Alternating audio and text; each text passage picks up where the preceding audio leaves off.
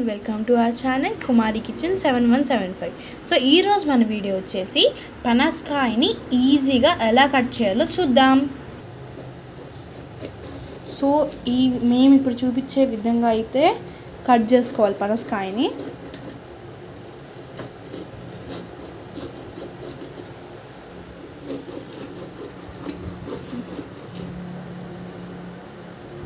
So ఈ విధంగా అయితే మనం ఇలా కట్ చేసేసుకున్నాము.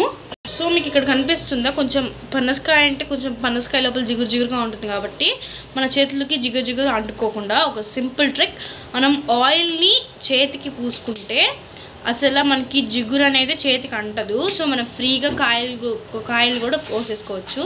సో చూడండి, ఈ విధంగా అయితే మనకి ఎక్కడ పొర లేకుండా ఆయిల్ అయితే అప్లై చేసేసుకోవాలి హ్యాండ్కి. సో అప్పుడైతే ఈ పనస గింజల్ని తీయడానికి కూడా చాలా ఈజీగా ఉంటుంది. సో ఇది చాలామందికి తేలికపోయి ఉండొచ్చు. సో ఈ విధంగా అయితే చూడండి ఎంత సింపుల్గా వచ్చేసిందో పనసకాయ. సో చూడండి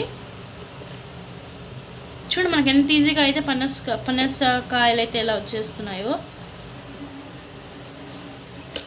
ఆయిల్ వేసుకుంటే మనకి అన్నీ ఈజీగా వచ్చేస్తాయి అన్నమాట.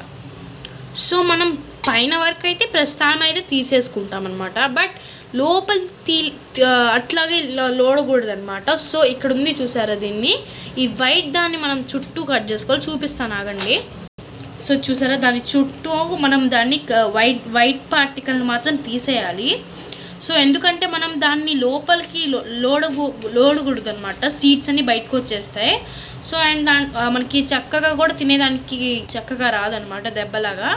సో అందుకే మనం ఆ లోపల ఈ వైట్ పార్టికల్ని మనం కోసేసుకొని తీసేసుకొని అప్పుడు చక్కగా తీసేసుకోవచ్చు. సో ఇప్పుడు చూపిస్తున్న విధంగా అయితే దాన్ని తీయాలి. సో చూడండి, ఇలా తీయాలన్నమాట ఇప్పుడు.